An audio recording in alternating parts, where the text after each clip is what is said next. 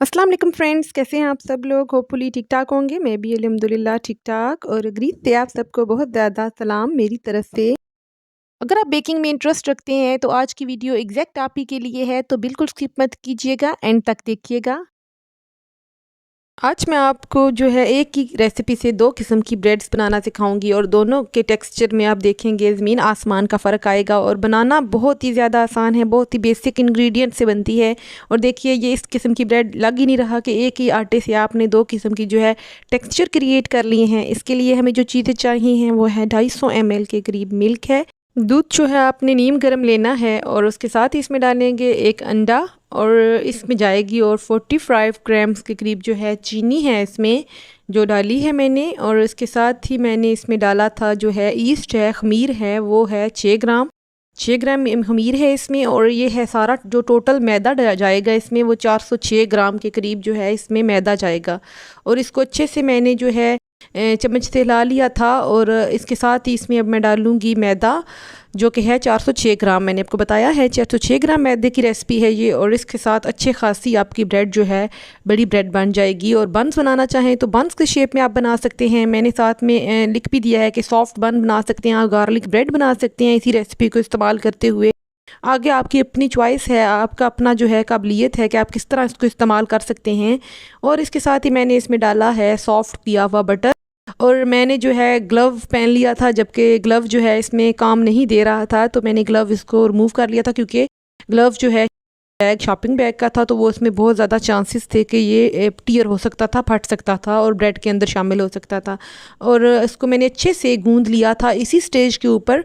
Last जो bread मैंने आपको बनाना सिखाई थी उसमें हमने जो उसी वक्त नहीं गूंदा था, थोड़ी देर बाद किया था। इसमें हम इस ब्रेड में हमने उसी वक्त इसको अच्छे से गुंदाई करके लास्ट में प्रूफ होने के लिए रखना है। और इसको जो है इस स्टेज पे मैंने इसको प्रूफ होने के लिए रख दिया था तकरीबन जो है 1-2 घंटे के लिए, जब तक ये डबल ना हो जाए साइज़ में। और गार्लिक ब्रेड के लिए मैंने मक्खन लिया है, तकरीबन जो है 25 ग्राम मक्खन है और इसमें थोड़ा सा पार्सले शामिल किया था मैंने। और इसके साथ ही इसमें जो है गार्लिक शामिल किया था मैंने, चॉप्ड गार्लिक था इसमें, इस जो बनाया था मैंने। और 1 आवर के बाद जो है ब्रेड का आटा देखें प्रूफ कर गया था, बहुत अच्छा ये हो गया था, राइज़ हो गया था।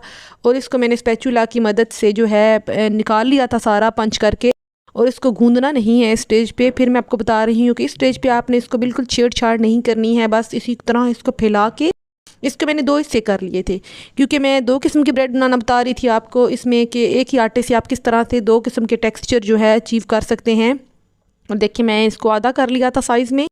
और तकरीबन मैंने एक जो ब्रेड के साइज़ है इसके पेड़े बना लिए, 2 बड़े बड़े साइज़ के पेड़े बना लिए थे।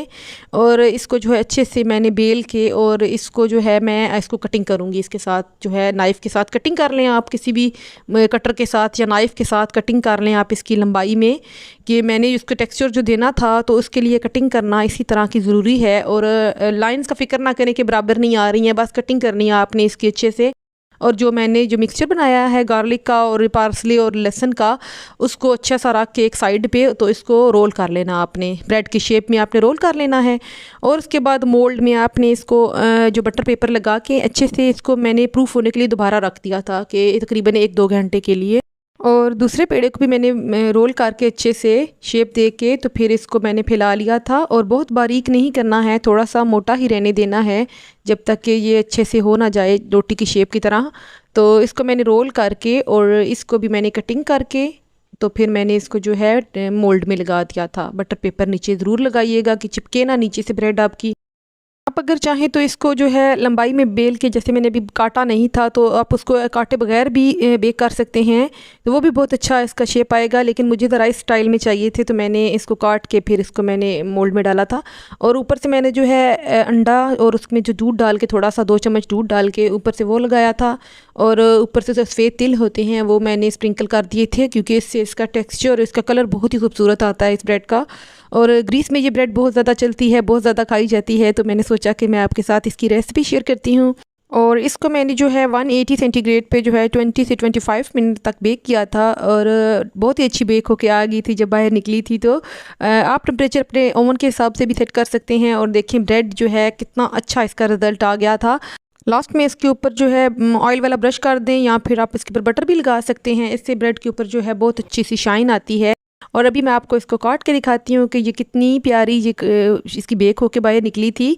और इसका टेक्सचर देखें कितनी ज़्यादा सॉफ्ट बनी थी, बिल्कुल सॉफ्ट और फ्लफ़ी सी बनी थी, बहुत ज़्यादा प्यारी बनी थी। और इसको मैं काट के भी आपको दिखा रही हूँ कि देखें साइड पे इसके जो है गार्लिक और जो मैंने बटर लगाया था उसका वो भी बीच में आ रहा है।